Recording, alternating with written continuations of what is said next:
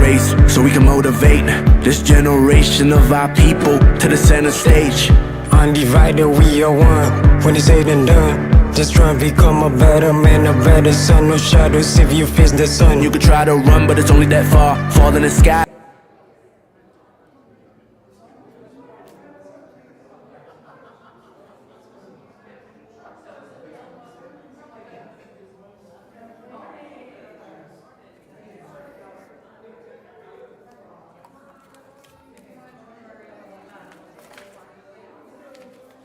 Good morning, Ty. How are you? Good. Yep.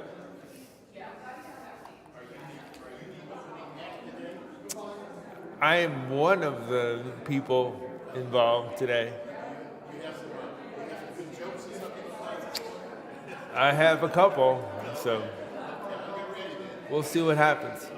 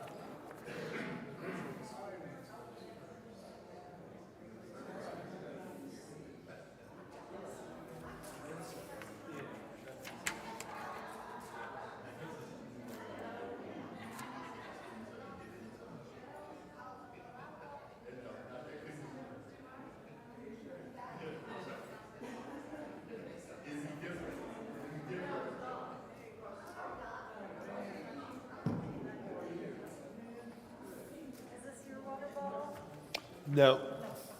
It is. Okay.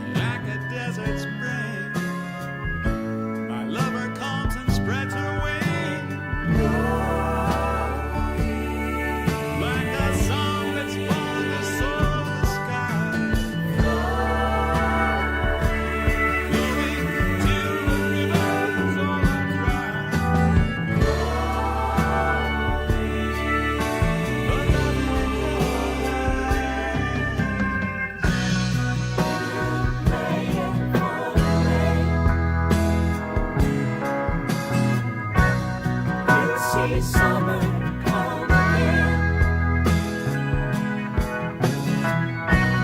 Darkness falls and the seasons change. Gonna happen every time. Same old friends, the wind and rain. We'll see summer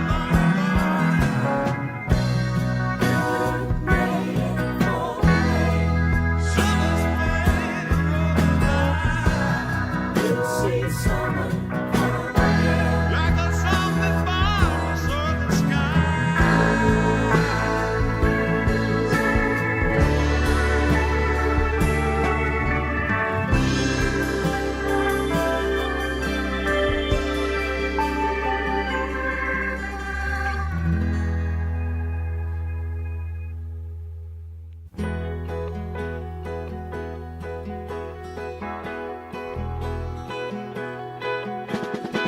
Morning comes, she follows the path to the river shore.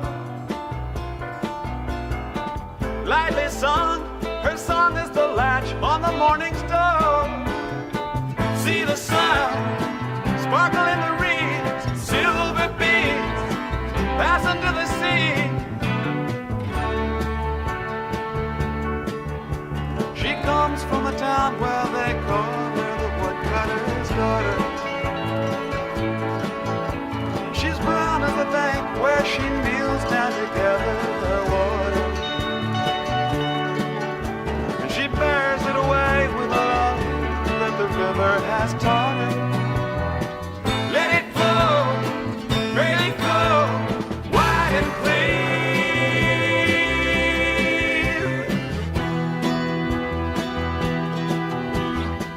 Round and round, the cut of the plow in the furrowed field. Seasons round, the bushels of corn and the barley meal. Broken ground, open and beckoning to the spring. Black dirt live again. The palm in his broad is the back of the land. It's so he dances the circular track of the plow, never noticed that the work of his days measures more than the planting and growing. Let it grow, greatly yield.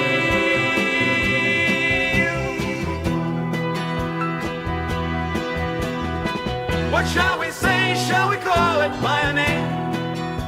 It's well to count the ages dancing on the hill. Water bright as the sky from which it came, and the name is on the earth that takes it in. We will not speak but stand inside the rain. Listen to the thunder shout, I am, I am, I am, I am.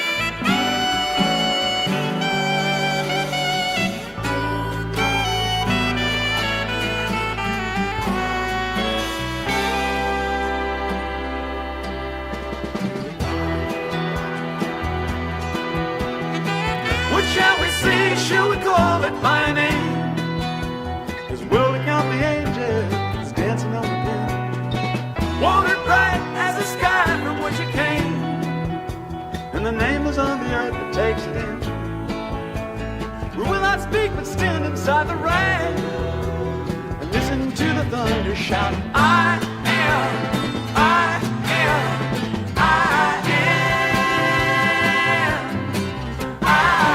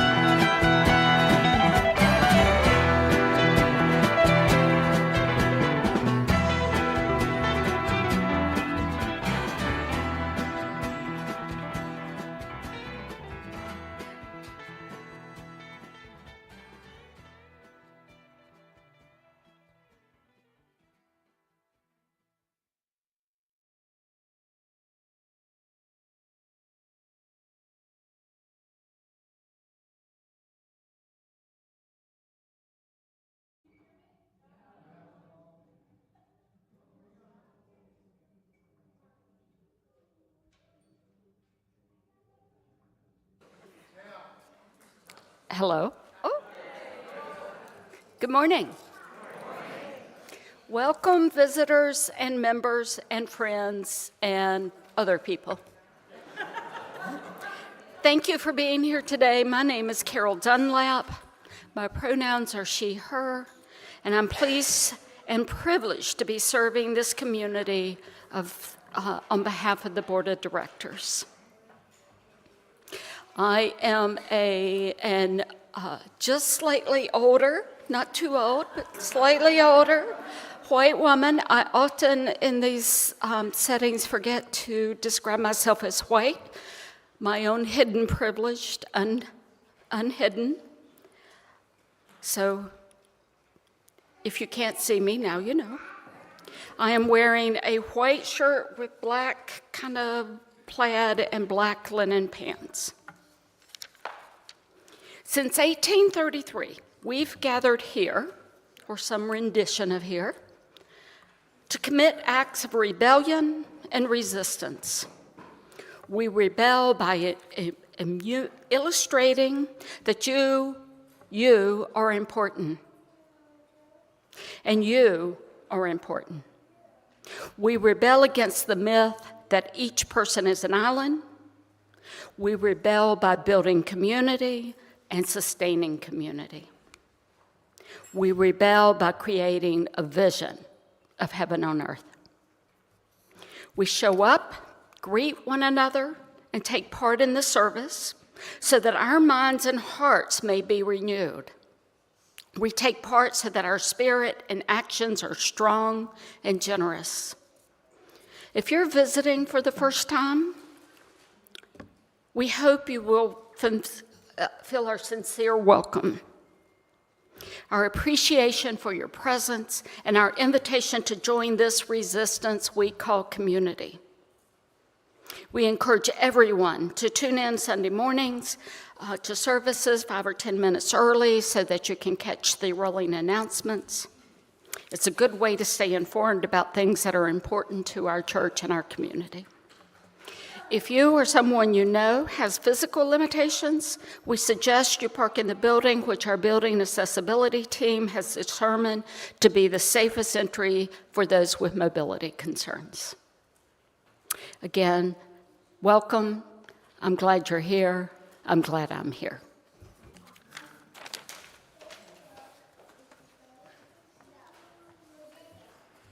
Good morning. Welcome to the First Unitarian Universalist Church of Richmond. I'm Reverend Anna Tulou. I use both she and they pronouns.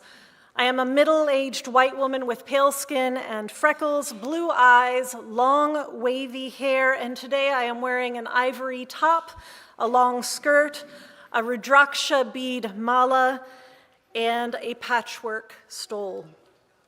This morning, we are also joined in worship by Todd Van Gordon and Rick Sorg, who will be bringing us music. Thank you, thank you. As well as our music director, Jamie Kilpatrick. Our song leaders are Bari, Hayat, and Judith. Thank you so much. And Jim Cregan and Eric Bowers are helping us in AV. Thank you.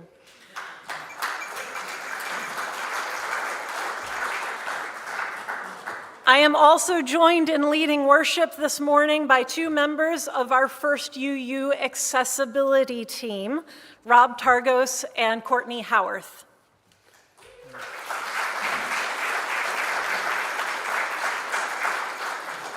Thank you. I'm a middle-aged, 50-year-old white man with gray hair, glasses, and today wearing a blue shirt with a gray bag across my chest and also have crutches on each side. And I'm Courtney Howard. I'm Courtney Howard. I'm an early middle-aged white cis woman with long wavy hair, and today I'm wearing a pastel tropical dress and glasses. And in the front of the sanctuary this morning is an altar. It is covered in red and purple cloths, and the word pride is spelled out in the colors of the Disability Pride flag. I'm sorry, I'm distracted by the beautiful flag waving that is happening right now, which is not to say, keep it going, keep it going. The altar is also covered with words describing different aspects and types of disability, and in the center of the altar is a jar filled with large spoons. Now, when we encounter difference, curiosity is a gift. And your curiosity might have been stoked this morning when you arrived to find a spoon on your seat or your bench. You got those, right? Okay, good. You're going to hold on to these until the end of worship, and I want you to let that spoon be a point of curiosity for you and focus throughout today's worship service. And for those who are joining us online, you might want to take an opportunity to find a spoon for yourself as well. It is our custom to welcome newcomers each Sunday by passing the mic to give you an opportunity to say who you are and where you're coming from. If you are comfortable doing so, let us know, and Jamie, our minister of the mic, will come to you.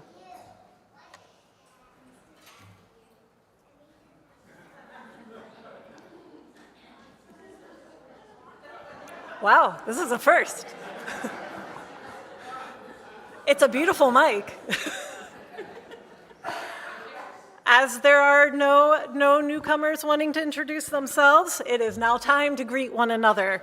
For those attending online, please greet one another in the chat, and those here gathered in the sanctuary, welcome your neighbor.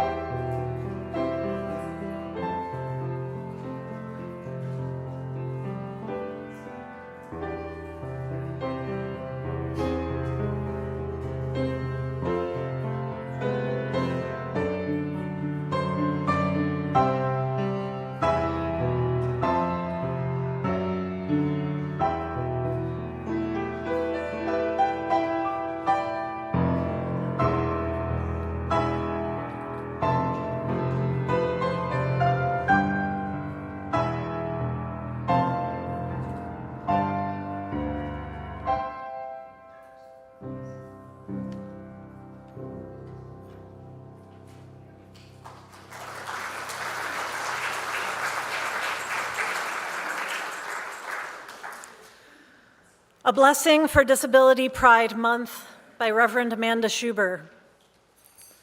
Spirit of life and spirit of love, July is Disability Pride Month, a time to celebrate our community's diversity, tenacity, and adaptability. It is a time to acknowledge the work being done toward a more accessible and welcoming world. This month, we lift up those who have fought tirelessly each day to ensure that every body and mind is honored as sacred and holy.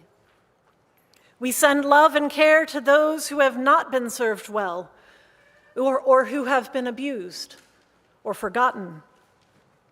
And may we remember the fierce souls of our movement who have died this past year as we carry their legacy forward. The disability community is one grounded in resilience and connection.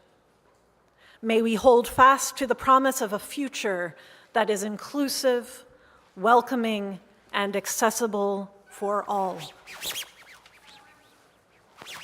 Chalice lighting this morning is from Disability Visibility by Alice Wong.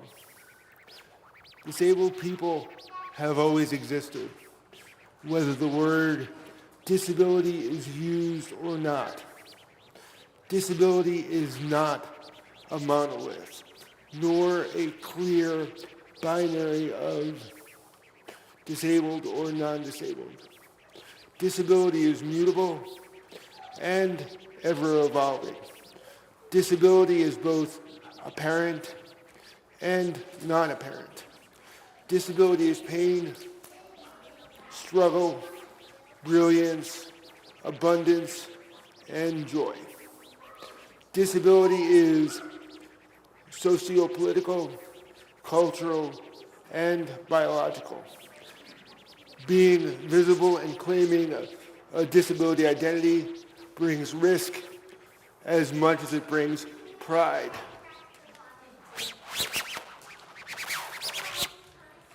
Please rise in body or in spirit for our opening hymn, number 188, Come, Come, Whoever You Are.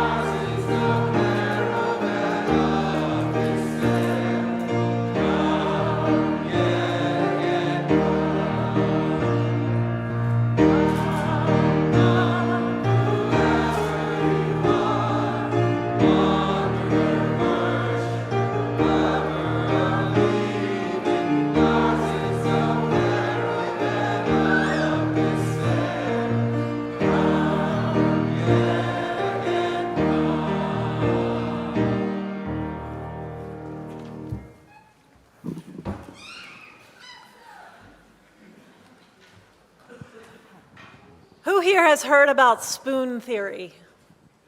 Okay, we have a few people. Spoon theory was first introduced in 2003 by Christine Miserandino, and she used spoons as a metaphor for the physical, emotional, and mental energy required for her as a person with a disability, in her case, a chronic illness, to get through the day. So one might start the day with a drawer full of spoons, but everyday tasks can take one's spoons away. depleting their energy until there are no spoons left. And so when we talk about spoon theory, we might say things like, I have no spoons left for that. Or yeah, I have a few spoons for that, okay? In preparing for today's worship, we asked people with a variety of disabilities, physical, sensory, cognitive, illness-related, lifelong or temporary, easily perceived or hidden. What are the things that take away your spoons?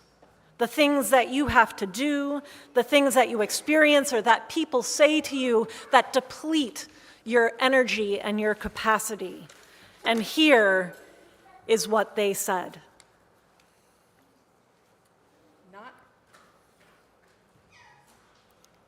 Need all 3 mics, please.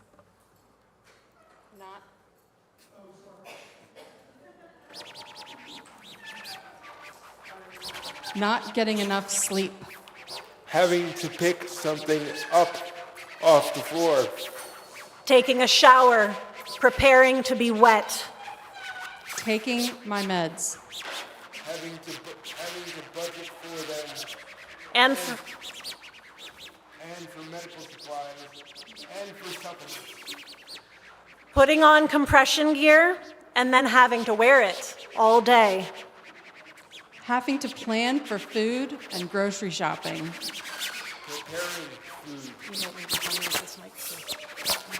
Preparing food.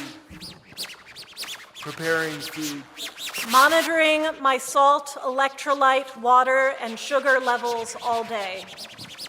Sitting at a table, listening to other people eat or drink. Going out, staying home. Signing into social media. Watching the news. Opening the mail. Having to call social services or Medicaid ever. Adjusting to acoustics in new spaces.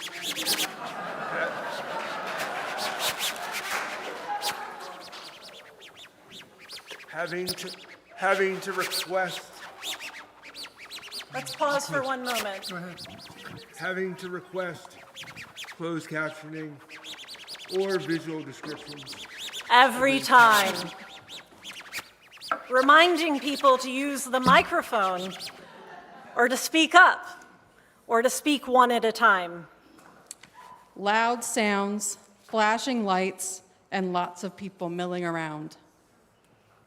Having to quickly switch gears, contexts, mental trains of thoughts quickly. The ground floor accessible entrance is locked or blocked. Buildings with stairs. Needing to mask to hide my thoughts and feelings in order to fit in. Needing to wear a mask. Needing others to wear a mask. Listening to others complain about not wanting to wear a mask. Everyone asking me, how am I doing, with sad eyes. Having to justify my disability or whether I'm disabled enough. People making assumptions about my disability. Being asked invasive questions. What's wrong with you? Is that really a need or just a preference? Have you ever tried yoga or essential oils or massage or acupuncture or Can't something you else? just get over it? Try harder. I have that, and it doesn't bother me that much. You seem normal. Being constantly watched and invisible at the same time. Did you notice how quickly the spoons disappeared? Now, each of you today received a spoon when you arrived, and this morning, we are going to hear from people with a variety of different disabilities about the barriers they experience, as well as the things they celebrate about themselves, And as you listen, I want you to think about the spoons it takes to navigate belonging. Some of what is shared may resonate with you. Other perspectives might challenge you, and some you might even resist. Notice this. As you hold on to your spoon, you will get to use it at the end of the service.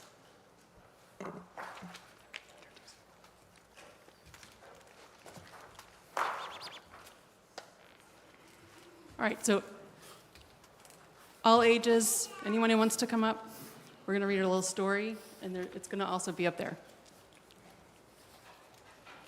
Aha, there we go. So, Red, A Crown Story by Michael Hall. He was red, but he wasn't very good at it. Oh dear, said the olive crown. His teacher thought he needed more practice. I'll draw a red strawberry, then you draw a red strawberry. You can do this, really. But he couldn't, really. Like this, said the red crown. Oh my, let's try again. His mother thought he needed to mix with other colors. Why don't you two go out and draw a nice round orange? A really big one, a really orange one. But they made a big greenish one. And the yellow one said, yuck. And Red said, oops. His grandparents thought he wasn't warm enough. Your class is making self-portraits for Parents' Night. Wear this warm red scarf. Nice, it's so you, said the gray crayon. But it so wasn't. Oh, dear me, said Silver. See the red one? Drew himself blue. Everyone seemed to have something to say. Sometimes I wonder if it's really red at all. Don't be silly, it says red on his label. He came that way from the factory. Frankly, I don't think he's very bright. Well, I think he's lazy. Right, he's got to press harder, really apply himself. Give him time, he'll catch on. Of course he will. But he didn't catch on. Green drew a green frog, black drew a black sheep, brown drew a brown cow. The red,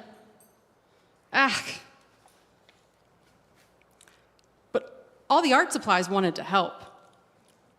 The masking tape thought he wasn't broken inside, so we put tape around him. This will hold you together. The scissors thought this label was too tight, so they snipped it a little. One snip should do it. I thought he wasn't sharp enough. Stay still. He sharpened the crayon. But even with all our help and all his hard work, see all the blue that the red is drawing? He just couldn't get the hang of it. One day, he met a new friend. You will make a blue ocean for my boat, said the berry-colored crayon. I can't, I'm red. Will you just try? So he did. Thank you, it's perfect. You're welcome, it was easy. And he didn't stop there. He drew blue jeans and blue bells, blue birds and blue berries and a big blue whale. And he said, I'm blue. He was blue, and everyone was talking. My son is brilliant, said the olive crayon.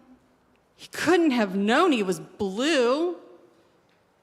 I always said he was blue. It was obvious. His blue ocean really lifted me. All of his work makes me happy. His blue strawberries are my favorite. He's so intense. I'm going to make a green lizard with him, a really big one, said the yellow. I hear he's working on a huge new project. He's really reaching for the sky. And he really was.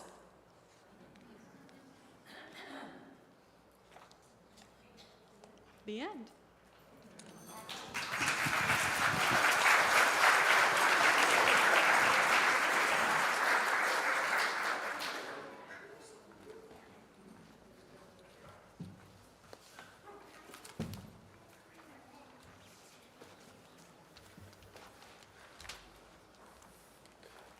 Now, I'm going to talk to you about Share the Plate. I am honored to tell you about St. Andrew's School, a small, independent K-5 school in Richmond's Oregon Hill neighborhood. Founded in 1894 by local philanthropist Grace Ahrens. With just 16 students per grade, we create a close community where each child matters. At St. Andrews, we know children learn best through hands-on experiences and by asking their own questions. This belief shapes everything we do, from academics, social-emotional learning, to the arts, and family engagement. Our students enjoy a rich curriculum of reading, math, science, STEAM, Spanish, music, and theater. Every student learns to play the violin, and they engage in problem-solving community arts. We also prioritize social-emotional learning through our GRACE expectations: growing minds, kindness, acceptance, community care, self-control, nutrition and wellness are keys as well. Students receive fresh, chef-prepared meals every day and enjoy regular physical activities to build strong bodies and minds. All of our students' families live 200% below the federal poverty line and commute from all over the greater Richmond area. We provide ongoing support to families and graduates. Our school community comes together weekly during student-led assemblies, fostering connection and pride.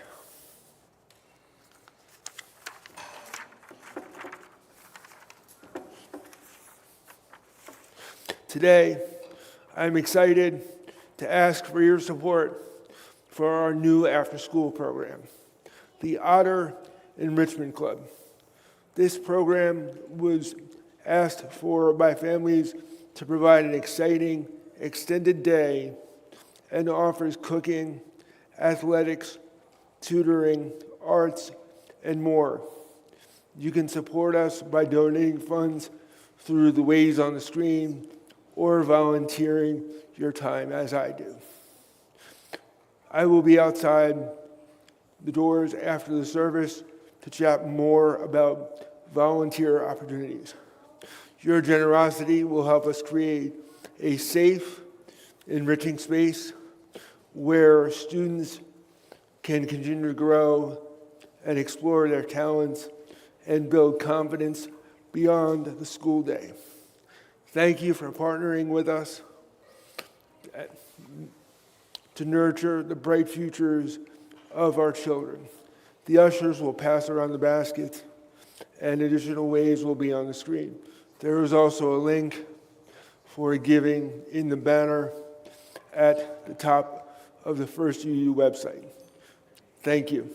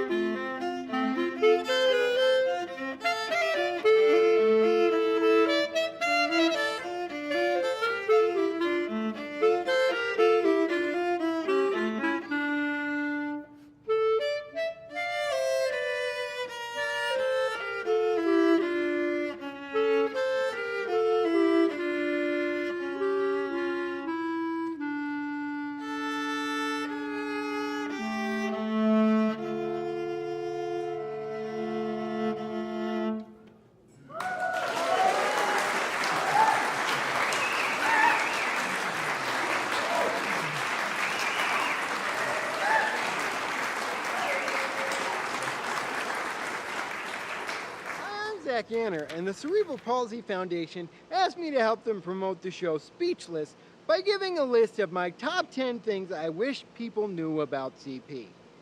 I don't really know if I can come up with a list of 10 things, but I'm gonna try. Okay.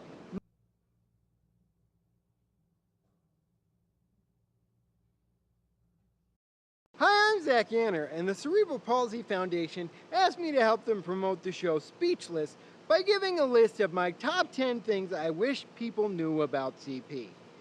I don't really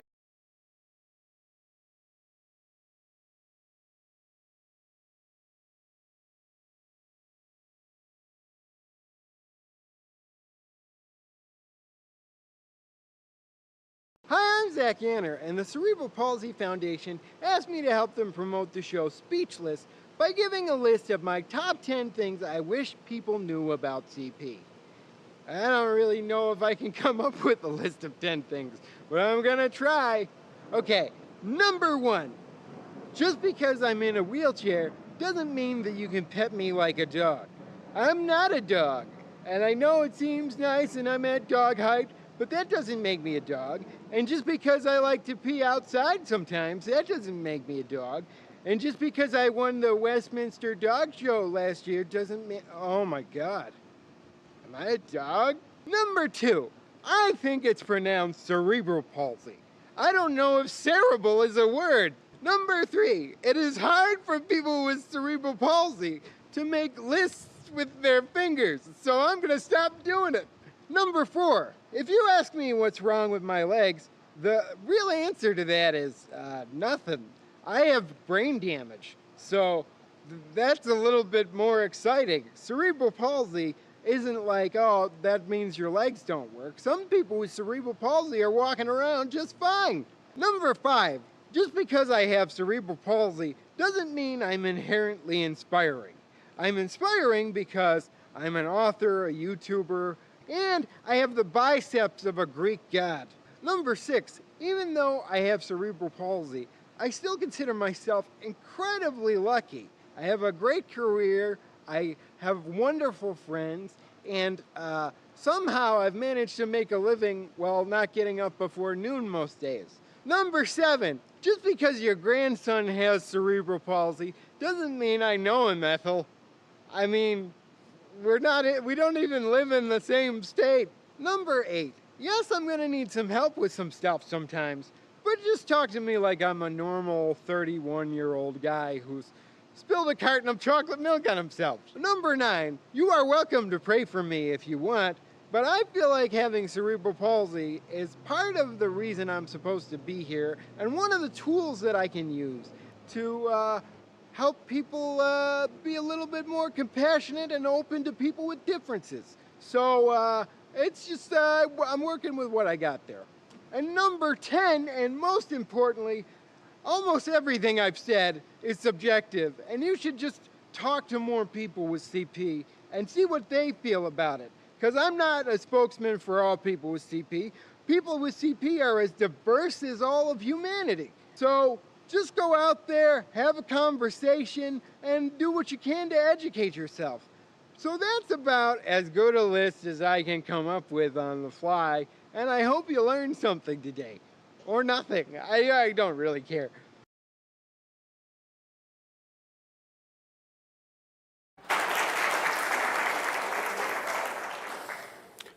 Thank you to Zach Anner.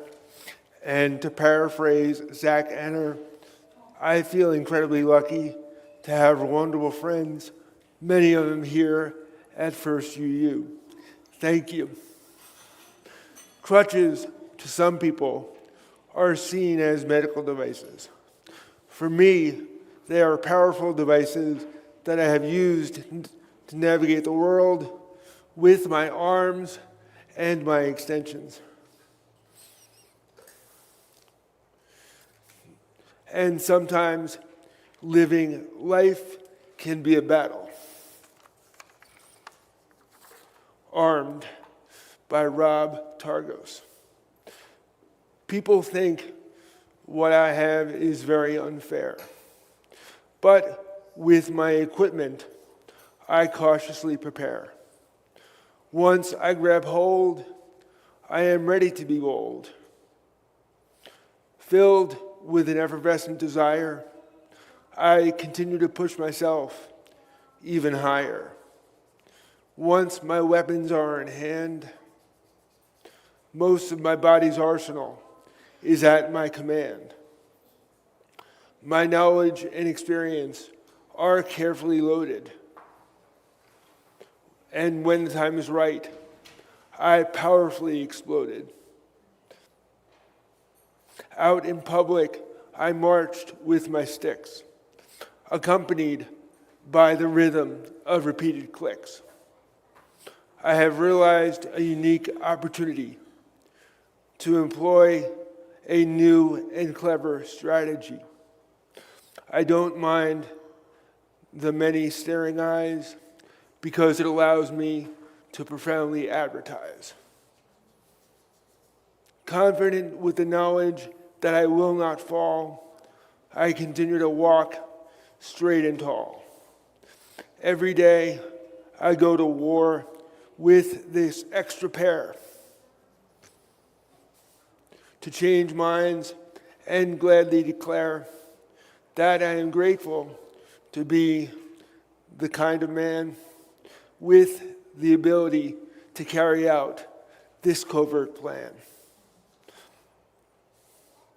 I have the support of an army that exists beside my disability. Therefore, I refuse to cower.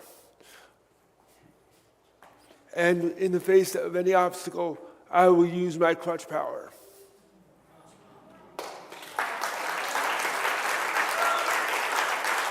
Thank you.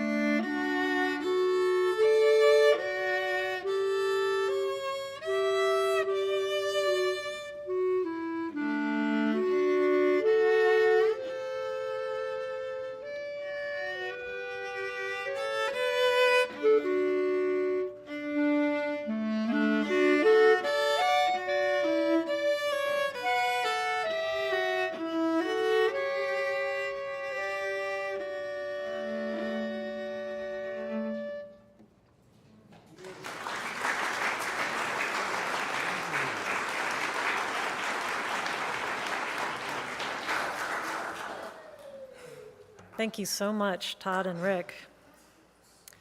A note on language before we hear from Laura Hershey, who is an amazing activist and writer.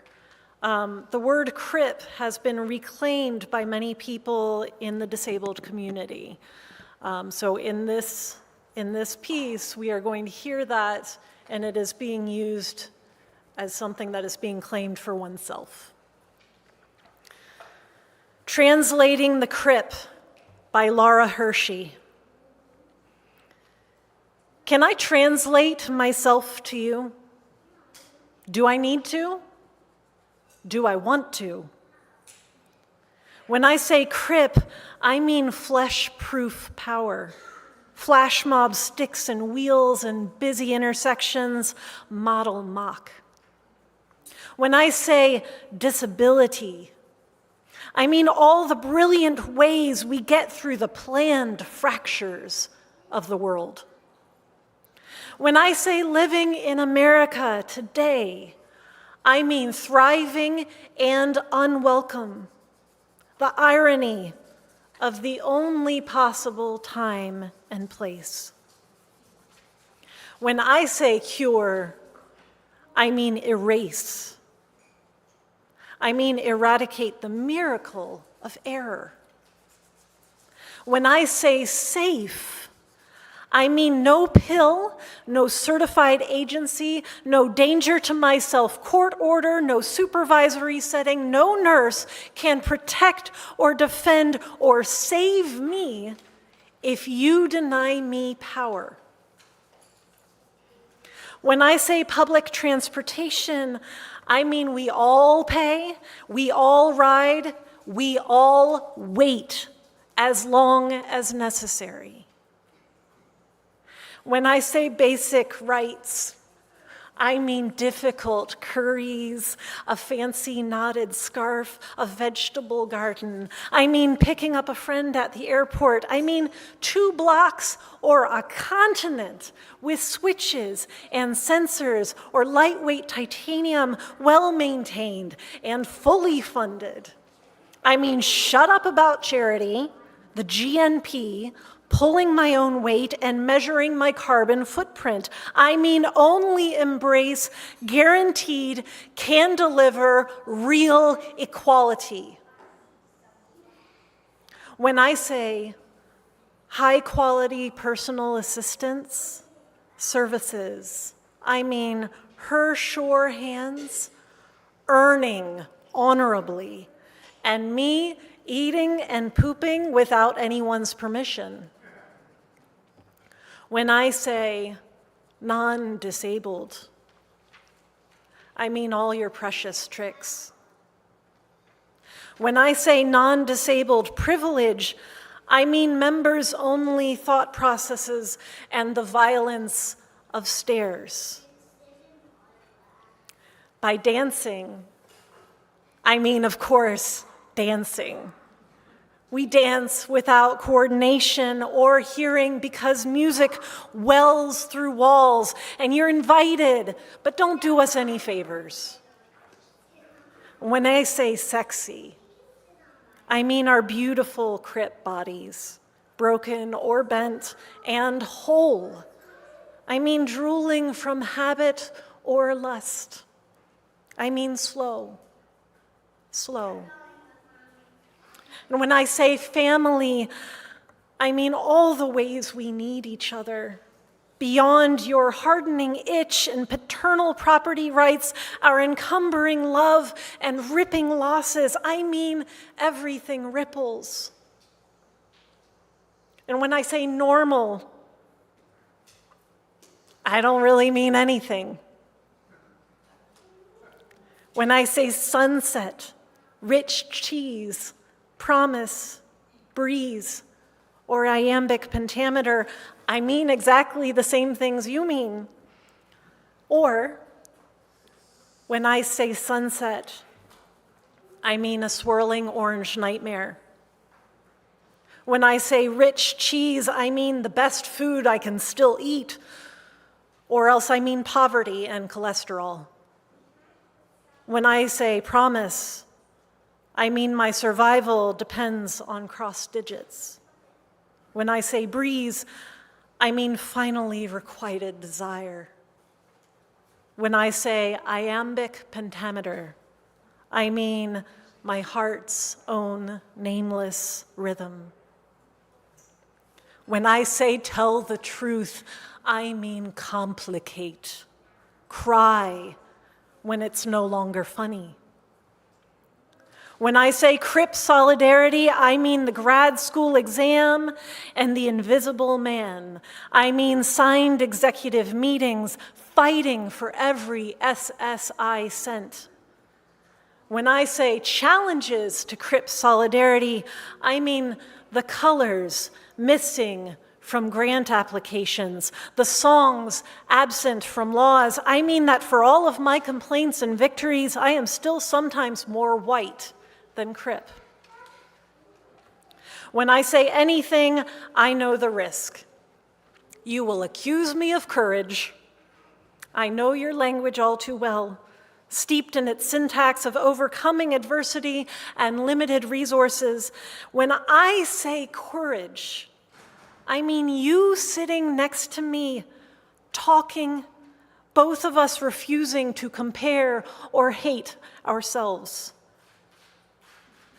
And when I say ally, I mean I'll get back to you, and you better be there.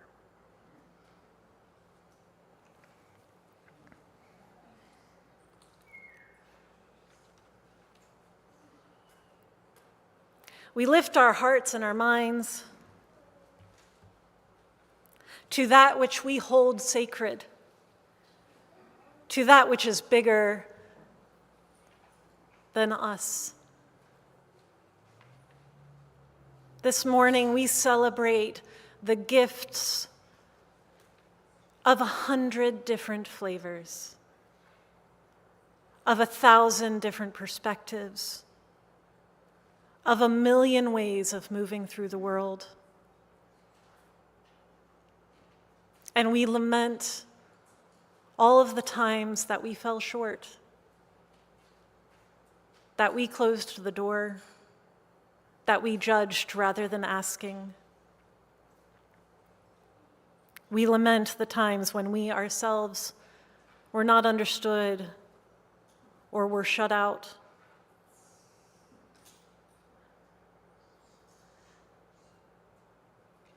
We raise our hearts and minds to that which is greater than any one of us, which is all of us, which is God, which is nature, which is the spirit of love. Use the language that resonates for you. And we ask you to remind us that we are whole as we are, every one of us, and we are imperfect, every one of us, and give us the courage to keep growing and keep trying. Amen, Ashe, and blessed be.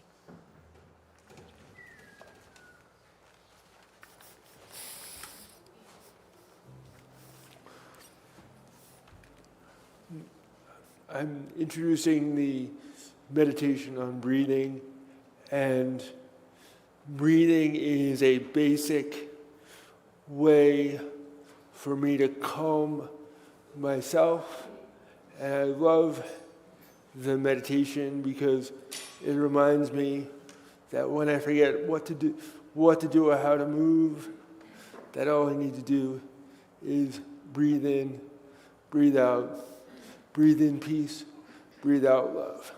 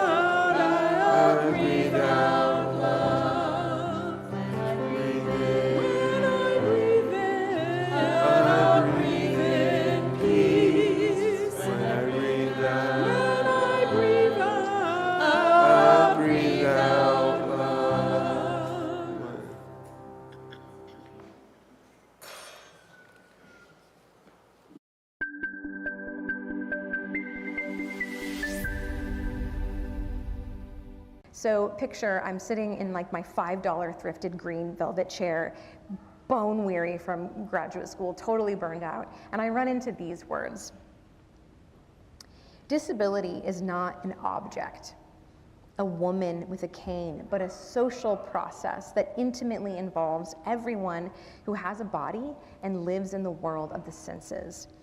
The object of disability studies is not the person using the wheelchair or the deaf person, but the set of social, historical, economic, and cultural processes that regulate and control the way we think about and think through the body. Okay, I don't know how this lands for you. Maybe this sounds like dry academic speak, but I kid you not, when I ran into these words, I felt like this ocean of tears that I had been sort of keeping in my belly start to sprout up out through my throat and through my eyes, right? Because this writer was suggesting that there was not something fundamentally broken or ill-fitting about me, like inscribed into my legs, but that the world had been organized in such a way, the story had been told in such a way to push me out of it and into that role of the alien bobbing around through outer space. So this reading led to so much more reading for me, and it marked this important internal shift in my perspective. So I learned things like, before the year 1840, the word normal was used by carpenters to describe something as perpendicular, no attachment to human assessment whatsoever.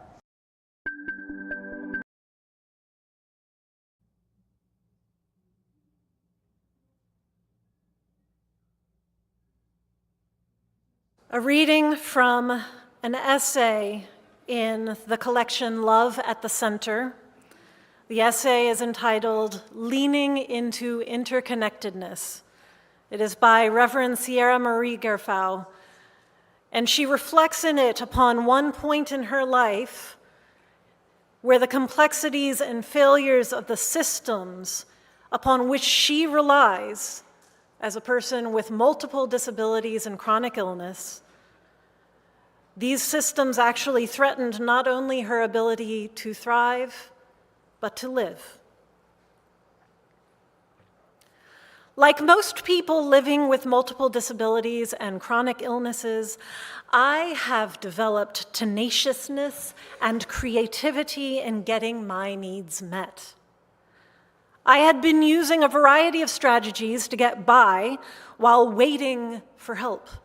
Manufacturer coupons, less expensive supplies from discount retail pharmacies, begging for supply samples from a doctor I was no longer seeing, reusing supplies meant for one-time use, and rationing supplies using only as much as necessary to keep me alive, but not enough to keep me well. But now I was reminded that these strategies were only going to go so far. They were not a long-term plan for survival, let alone thriving. Bureaucracy makes an interesting case study because it does its work on the behalf of a good that is often associated with love, which is the sharing of resources for the well-being of the community and/or its members. But in my experience, bureaucracy has functioned with the role of love extricated from the desired good. It is but the machine of the desired good, where laws and policy almost algorithmically dictate both processes and outcomes. This is not to say that bureaucracy is without human dimensions. Bureaucracies are human-made systems to achieve human-desired outcomes. They require human participation to function. They function according to human design. Human design is often motivated by human emotion. Just as the design of our current policing and prison system was shaped by white anger as the legal institution of slavery was undermined, Medicaid's design, particulars, also have been motivated by an array of human emotion: compassion, fear, disdain, disgust, and mistrust.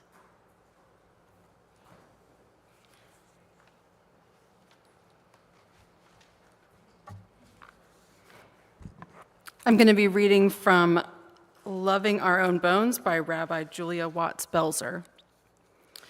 Disability communities have honed a critical body of knowledge about what it means to practice interdependence, mutuality, love, and care.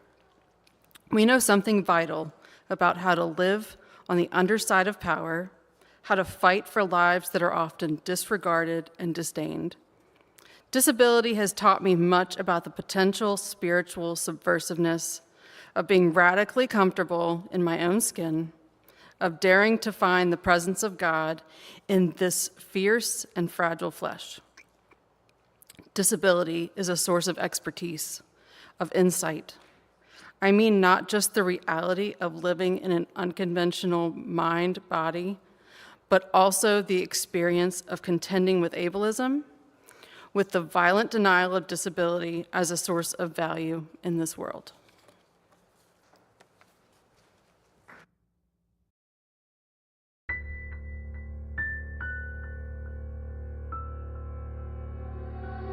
Like the sea meets every shore, not an if, but it's a when. From beginning to the end, I am fire in the rain. I've been through it all before, and I'd go through it again. Feel me burning from within, 'cause I am fire in the rain. On a race so we can motivate this generation of our people to the center stage. Undivided, we are one. When it's said and done, just try and become a better man, a better son. No shadows if you face the sun. You could try to run, but it's only that far. Fall in the sky if you aim from the stars. Out of this world, feel like we hit the ceiling, breathing like we living up on Mars. Never the same, people gonna change, shivering in pain. Remember to dance like nobody's ever really watching you. They can't see your tears fall in the rain. Nobody can see a teardrop in the rain. Like the sea meets every shore, not an if, but it's a when. From beginning to the end, I am fire in the rain. I've been through it all before, and I'd go through it again. Feel me burning from within, 'cause I am fire in the rain. Nothing to lose, just give it all. Ain't nothing wrong with you taking the fall. If you feel tossed, then get up on the third and make sure that you come back on and standing tall. Some days you just gotta try. Take a leap of faith, you might even fly. Ain't nobody can stop you, and the only limit that you got up here is the sky. Asking why, looking for signs. Search through the end of time, lost, can't seem to find a peace of mind. Here's a peace of mind. Ever thought about the strength you possess? Life throws you obstacles to test you, just only so that you could bring out your best. I gotta confess. Like the sea meets every shore, not an if, but it's a when. Until the From end now. beginning to the end, I am fire in the rain. Let it burn I've been now. through it all before, and I'd go through it again. I can't Feel stop me now. burning from within, 'cause I am fire in the rain. 'Cause I am fire in the rain.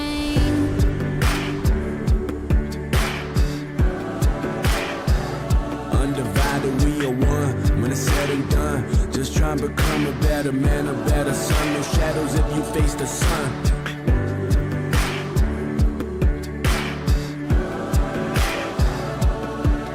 Never the same, people gon' change. Even in pain, remember the days like nobody's ever really watching you.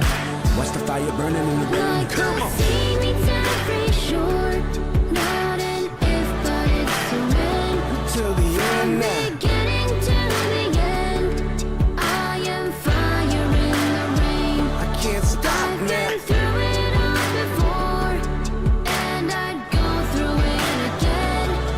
Feel me burning from within, 'cause I am fire in the rain. Feel me burning from within, 'cause I am fire in the rain. Let me burn now.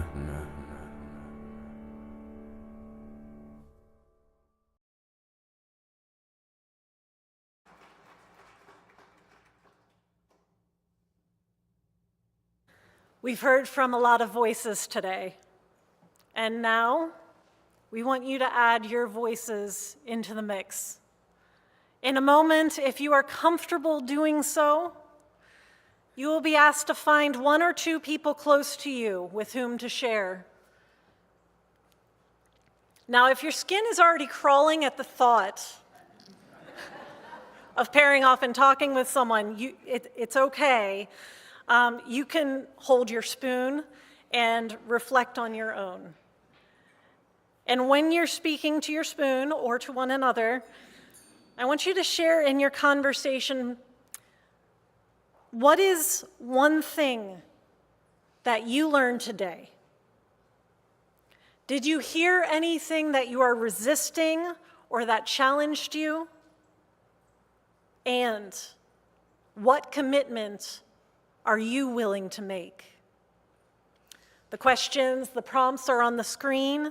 And again, feel free to hold this just with yourself. For those online, I invite you to do the same. Find a partner.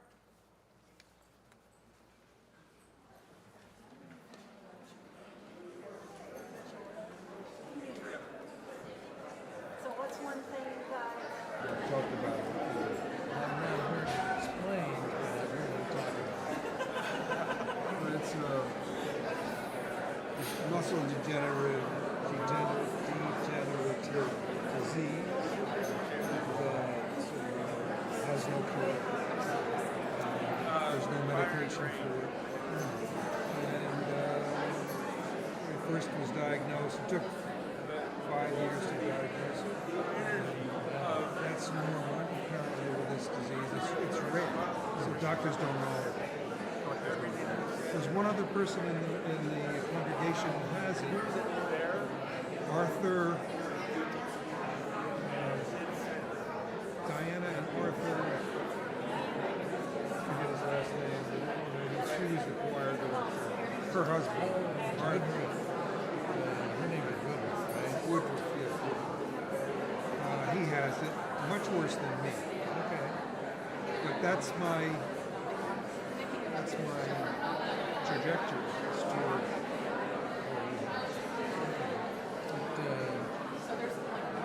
I knew I hadn't seen you here. I've seen her occasionally. He can't give her away. We're friends on Facebook. He and I see him post occasionally.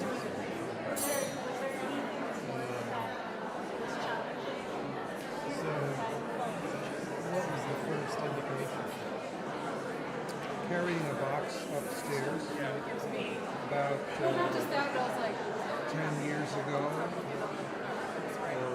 About 10 years ago, I was trying to carry a box upstairs home in New Jersey, and I could hardly make the top step. It wasn't a very heavy box, but I just picked it up and I started up the stairs like normal, and I almost didn't make it to the top. This is weird. Because normally I take steps 2 at a time, but it was just a lowering of my strength ability in the left leg. And it's weird because it's one side. The other side is okay. But that is what this disease does. It goes and hits the left side first. And I desperately hope that it doesn't affect my hands, because the trajectory is it's going to affect my hands and I won't be able to make a fist. I may not be able to do this. So this is really important. Absolutely.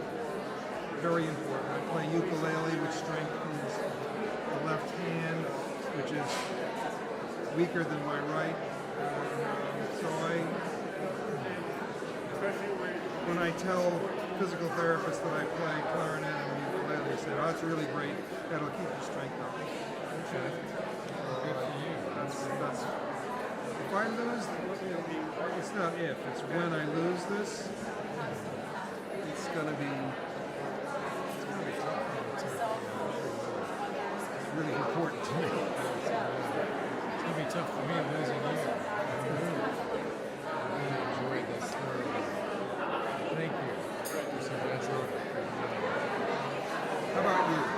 you have anything to share? I mean, as far as a disability direction, I'm noticing a tremor, which I saw in my father. At the end, trouble putting food to his mouth, without falling off.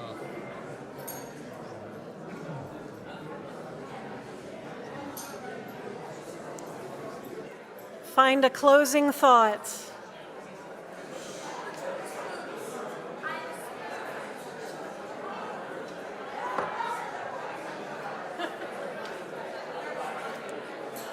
Oh, yes.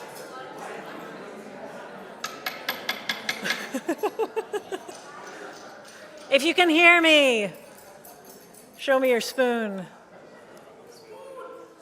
Beautiful. And those online. Now we've had a moment to reflect on our own or shared with another person. I'd love to get a show of hands or spoons. Who here feels like in some way your understanding has deepened this morning? Okay. Who here has experienced some level of challenge this morning with an idea, with actually getting in, with hearing? Who here has resonated with something that has been shared this morning? Okay.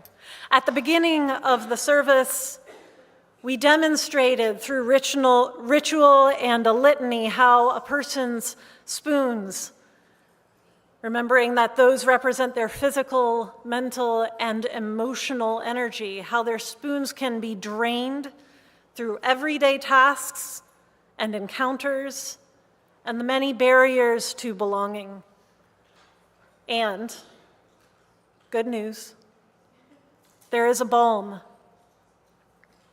When we as individuals and as a community deepen in our understanding and in our ongoing commitment to those among us who are disabled in any way and in many ways, we are able to give them some of these spoons back and protect them perhaps from disappearing quite so quickly in the future.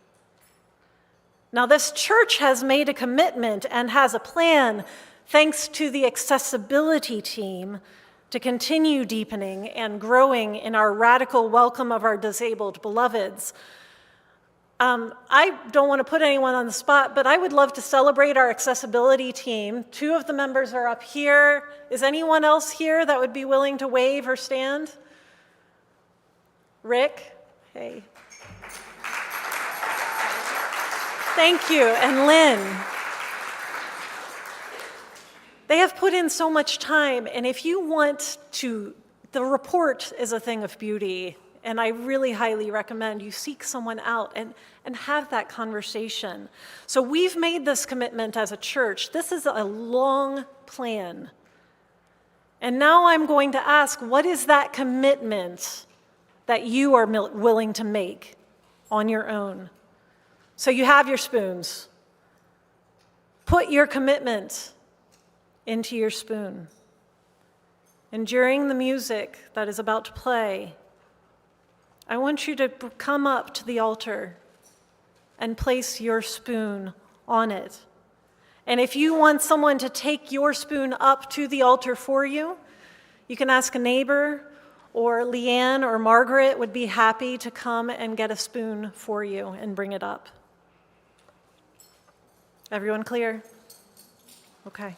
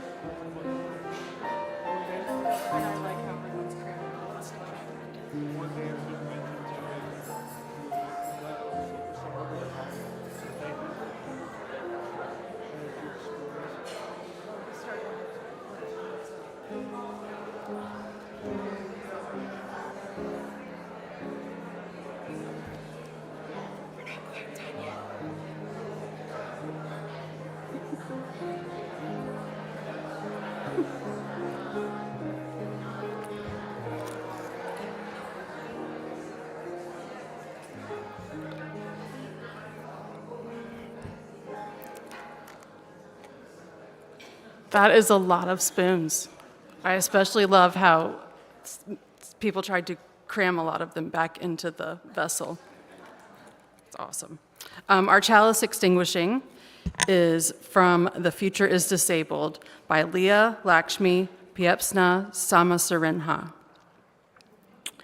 We have what we always have had and more. We know how to mourn, to pray, to persist, to find resistance in the smallest of spaces, to find each other and make homes alone and together, to lay down in the middle of the road and keen with grief and rage and block traffic, to crip, motivate, innovate, to do some stuff that no one says is possible, to do something wild and unexpected under the radar, to keep going.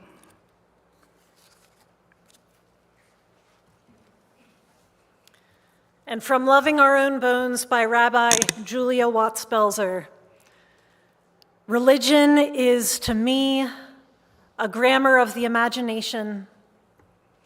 I want to build a world in which we learn each other's sacred languages, where we strive to become multilingual.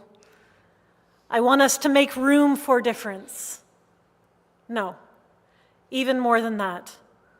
I hope we seek it out. I hope we cherish it. May you cherish your differences and those of others. Thank you for your spoons today. And Jamie is going to lead us in our closing hymn. Good morning, guys. We're going to learn a new one. This is from the new hymnal that's coming out in a couple of weeks. It is entitled, We Will Carry Each Other. So we're going to do just copy me. I'm going to sing it for you. You sing it back. It goes, I am looking for shelter in a friend. You go. Try it. I am looking for shelter in a friend. We can build a beginning, but I do not know the end. We can build a beginning, but I do not know the end. I am scared of breaking when I bend. I am scared of breaking when I bend. We will carry each other on the way. We will carry each other on the way. Now the next part goes up, but I can't sing that high, but it goes, my courage is your courage. Try that. My courage is your courage. When the journey is only getting longer. When the journey is only getting longer. My strength is your strength. My strength is your strength. We will carry each other. Hold on, did that right. We'll carry each other on the way. We will carry each other on the way. Cool, let's try it. Let's try it. Rise in body or in spirit.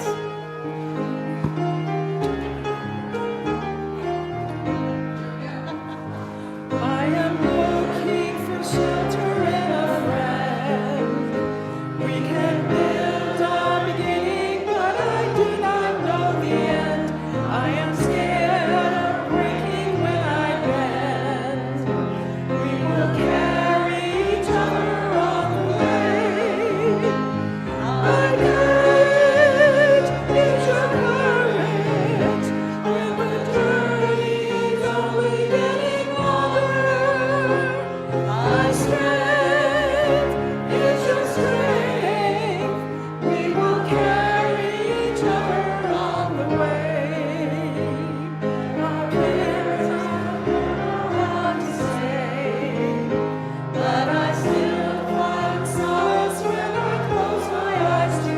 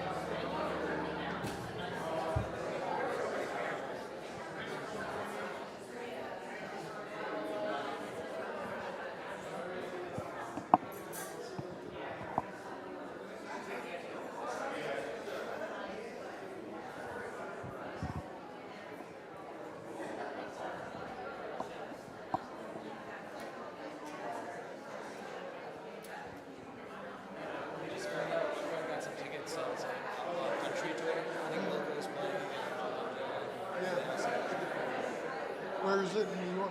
We'll get to Long Island somewhere.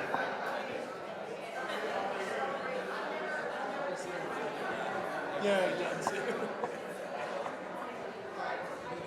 Yeah, no.